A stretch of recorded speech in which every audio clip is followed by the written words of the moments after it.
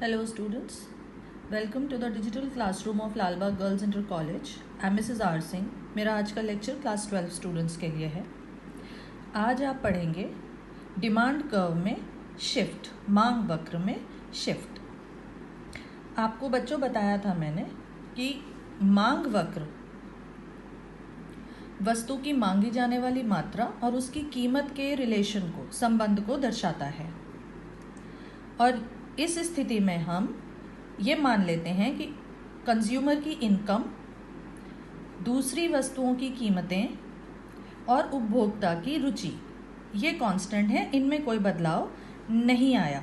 और हम वस्तु की कीमत में परिवर्तन और मांगी जाने वाली मात्रा में जो परिवर्तन हो जाता है उस संबंध को मांग वक्र के द्वारा दर्शाते हैं। अब स्टडी करेंगे कि कीमत के अलावा अगर और किसी भी मान में, यानी कंज्यूमर की इनकम में या दूसरी वस्तुओं की कीमतों में या कंज्यूमर की रुचि में अगर चेंज आता है तो डिमांड कर्व में किस तरीके की शिफ्ट आती है।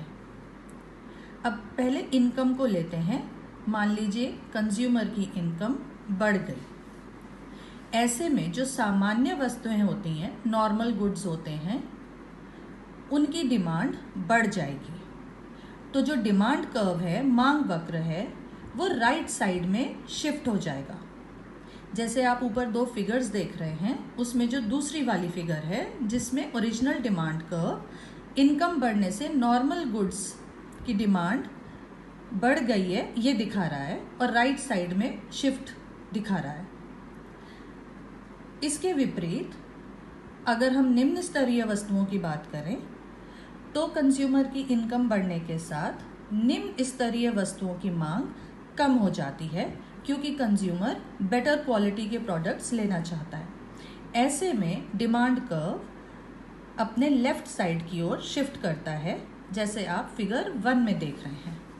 अब देखेंगे कि अगर मान लीजिए जो दूसरी वस्तुओं की कीमतें हैं उनमें परिवर्तन अगर होता है तो मांग वक्र की शिफ्ट किस तरफ होती है।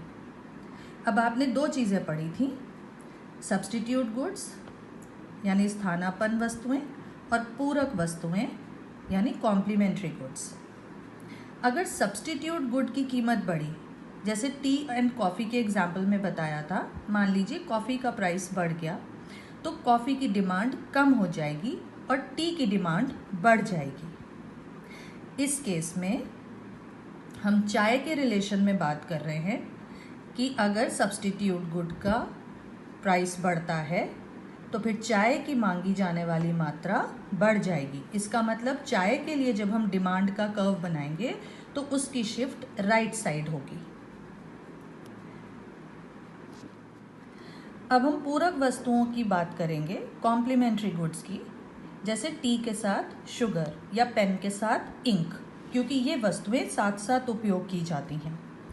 इनमें से जैसे मैंने पहले वाले वीडियो में भी बताया था, अगर शुगर का प्राइस बढ़ा तो चाय की डिमांड कम हो जाएगी, क्योंकि ये वस्तुएं साथ साथ उपभोग की जाती हैं। तो इस केस में अगर आप चाय के लिए डिमांड कर्व बनाएंगे तो उसमें शिफ्ट लेफ्ट साइड होगी, यानी टी की मांगी जाने वाली मात्रा कम हो जाएगी। अब लास्ट फैक्टर देखेंगे कि कंज्यूमर की प्रेफरेंस में अगर चेंज आ जाता है, उपभोक्ता की रुचि में अगर परिवर्तन आता है तो डिमांड कर्व की शिफ्ट किस तरफ आएगी।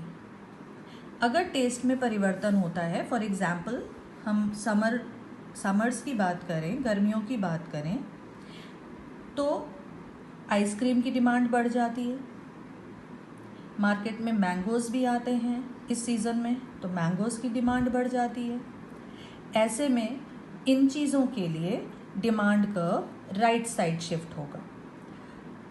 अगर किसी वजह से कंज्यूमर किसी प्रोडक्ट की डिमांड को सीज़न वाइज या टेस्ट वाइज कम कर देता है, वस्तु की मांगी जाने वाली मात्रा कम हो जाए, तो demand curve left side shift होगा, बाईं तरफ शिफ्ट हो जाएगा।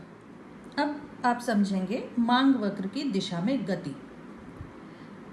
मैंने आपको पहले भी बताया था कि वस्तु की मांगी जाने वाली मात्रा और वस्तु की कीमत के बीच के संबंध को मांग फलन कहते हैं, डिमांड फंक्शन कहते हैं।